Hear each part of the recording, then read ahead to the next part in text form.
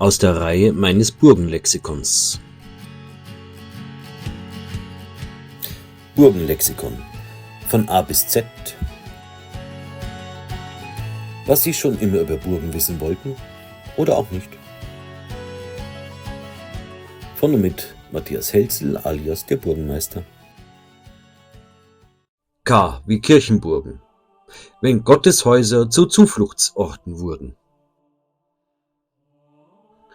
Stellt euch ein Dorf im Mittelalter vor. Kein Schloss, keine Stadtmauer, nur die Kirche aus Stein. Wenn Krieg, Raub oder Feuer drohten, blieb den Menschen oft nur ein Ort der Hoffnung und des Schutzes, der Kirchhof. Genau hier entstehen die Kirchenburgen, wehrhafte Glaubensorte, in denen sich Frömmigkeit, Alltag und Verteidigung auf einzigartige Weise verbanden. Entstehung der Kirchenburgen. Kirchenburgen entstanden im Mittelalter und in der frühen Neuzeit als Zufluchtsorte der Landbevölkerung. Während Städte durch Mauern geschützt waren, fehlten den Dörfern meist Geld und Ressourcen für eigene Befestigung.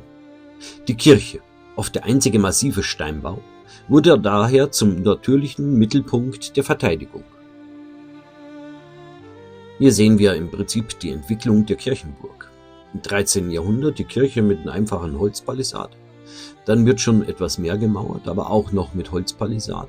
Schließlich kommt ein Torbau, ein weiterer Turm und eine erste Mauer dazu aus Stein. Und im 15. und 16. Jahrhundert wird dann massiv erweitert.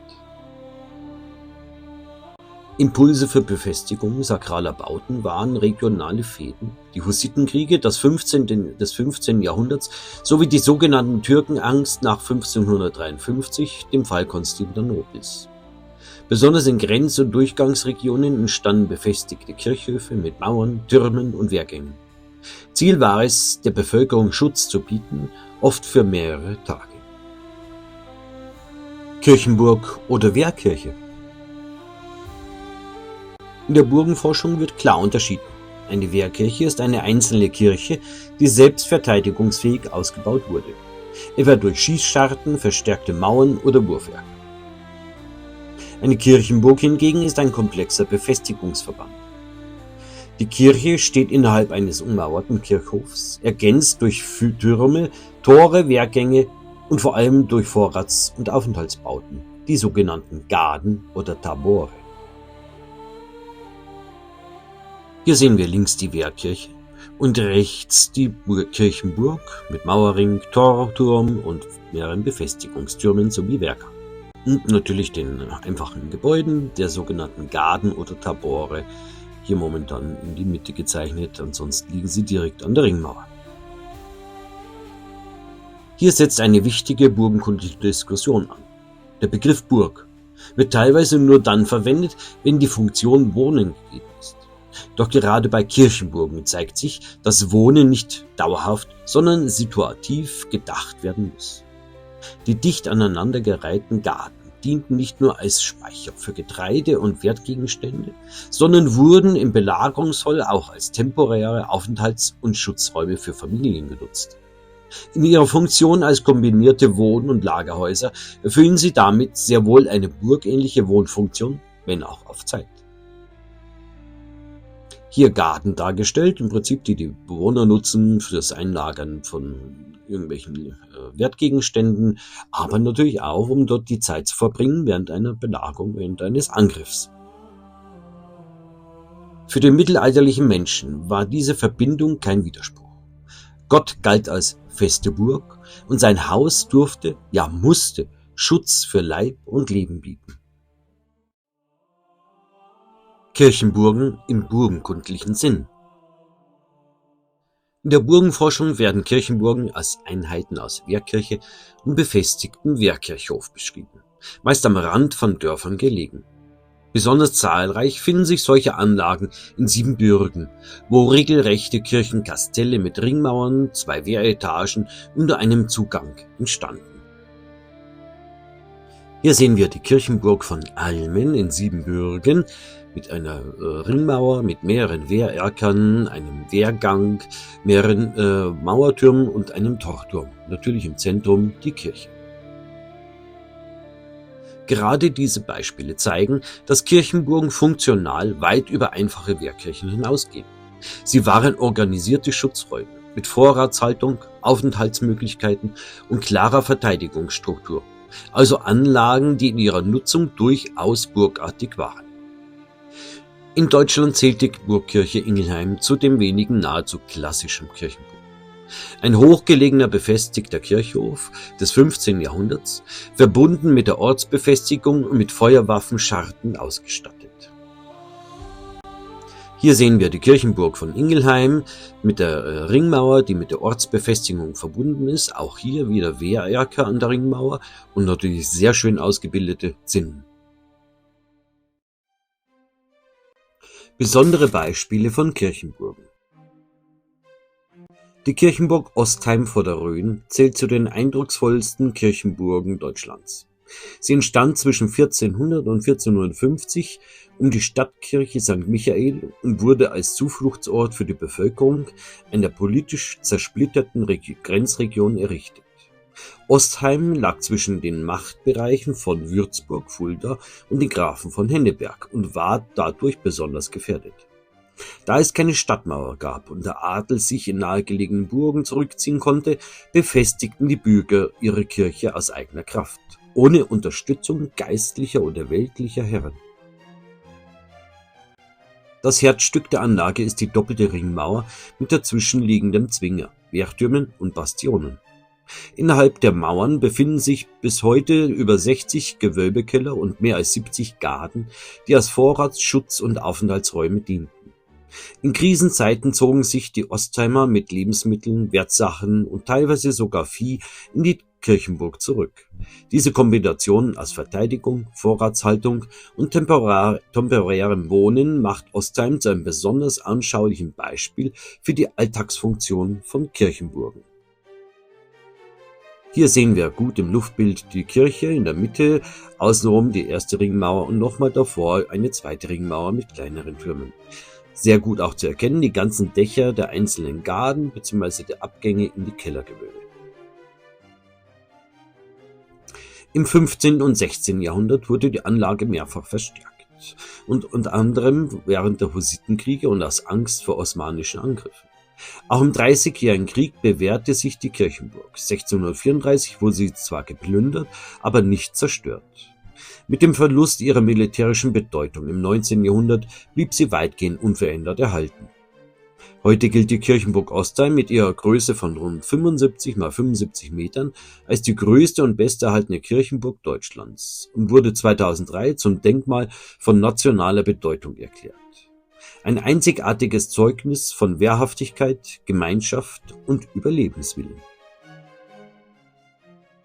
Links ein Blick in das Kircheninnere, das natürlich auch besonders gestaltet wurde, und rechts Gaden bzw. Abgänge in die Kellergewölbe, wo man im Prinzip Schutz suchte oder Wertsachen verstaute. Kirchenburg Effeltrich. Die Kirchenburg Effeltrich gehört zu den am besten erhaltenen Kirchenburganlagen Oberfrankens. Effeltrich entstand vermutlich im 9. oder 10. Jahrhundert und war kirchlich zunächst Forchheim, später Neunkirchen am Brand zugeordnet. Als Teil der Hofmark Neunkirchen unterstand der Ort lange dem Hochstift Bamberg.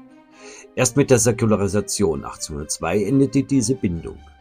Die Erhebung Effeltrichs zur eigenen Pfarrei 1937/38 trug entscheidend zum Erhalt der historischen Kirchenburg bei, die seither mehrfach restauriert wurde.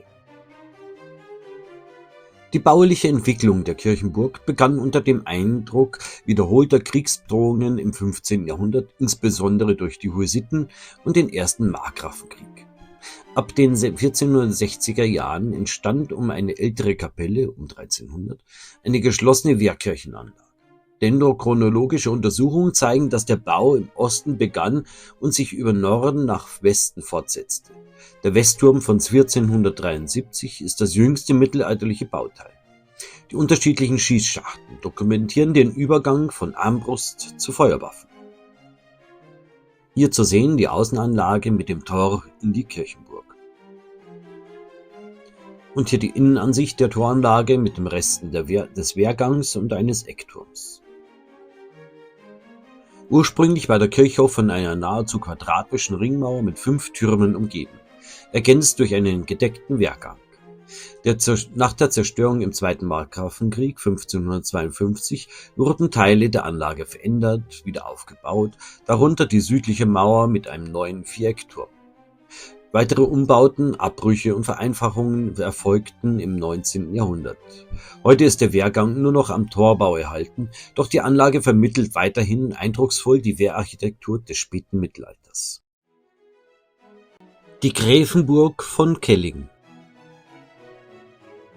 Mitten in Siebenbürgen, im heutigen Kallnig, liegt eine Kirchenburg, die selbst unter den zahlreichen Anlagen dieser Region eine Ausnahme darstellt. Die Gräfenburg von Kelling. Sie entstand im 13. Jahrhundert als adlige Burg des Grafen Kyll von Kelling und besaß von Anfang an Elemente einer klassischen Höhenburg, Ringmauer, Torturm und vor allem einen massiven Bergfried. Dieser wohnturmähnliche Bau ist bei Kirchenburgen äußerst selten und zeigt, dass hier zunächst nicht nur Schutz, sondern auch dauerhafte Präsenz und Herrschaft im Mittelpunkt standen. Im Jahr 1430 ging die Burg in den Besitz der Dorfgemeinschaft über und wandelte sich Schritt für Schritt zur Kirchenburg. Die Ringmauer wurde erhöht, an ihrer Innenseite entstanden mehrgeschossige Garten als Vorrats- und Aufenthaltsräume und im Burghof wurde eine Kirche errichtet. In Zeiten der Bedrohung bot die Anlage der Bevölkerung Schutz, Nahrung und Rückzugsraum, organisiert wie eine kleine Burg, genutzt jedoch gemeinschaftlich. Der ursprüngliche Bergfried blieb dabei als weithin sichtbares Zeichen der älteren Burgphase erhalten.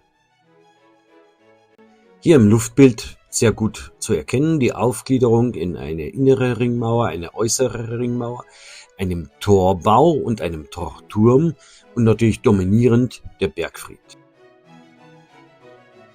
Gerade diese Verbindung macht Kelling so besonders. Eine Kirchenburg mit einem echten Bergfried, in der sich adlige Burgenarchitektur und bäuerlicher Schutzanlage überlagern. Die Gräfenburg zeigt eindrucksvoll, dass Kirchenburgen nicht nur Orte des Gebetes waren, sondern funktionale Verteidigungs- und Lebensräume, burgenartig genutzt, wenn auch auf Zeit.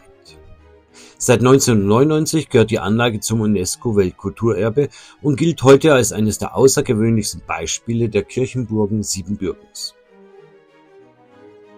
Hier noch ein Blick in den Innenhof, links die Kirche mit einem Mauerturm zu sehen und rechts der dominierende Bergfried.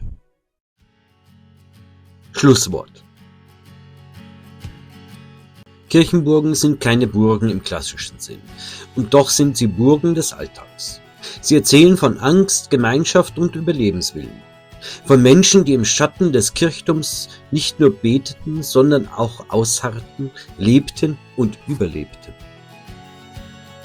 Gerade die Garten zeigen. Wohnen auf Zeit ist auch Wohnen. Und genau deshalb verdienen Kirchenburgen ihren Platz im Burgenlexikon. Wie eine feste Burg. Danke, dass Sie dabei waren. Ich hoffe, Sie konnten ein Stück Burgengeschichte, Burgenwissen mitnehmen. Ihr Matthias Helzel alias der Burgenmeister. Und nicht vergessen, abonnieren und liken ist kostenlos. Dieses Video wird präsentiert und unterstützt von der Vermittlung Historischer Immobilien OHG.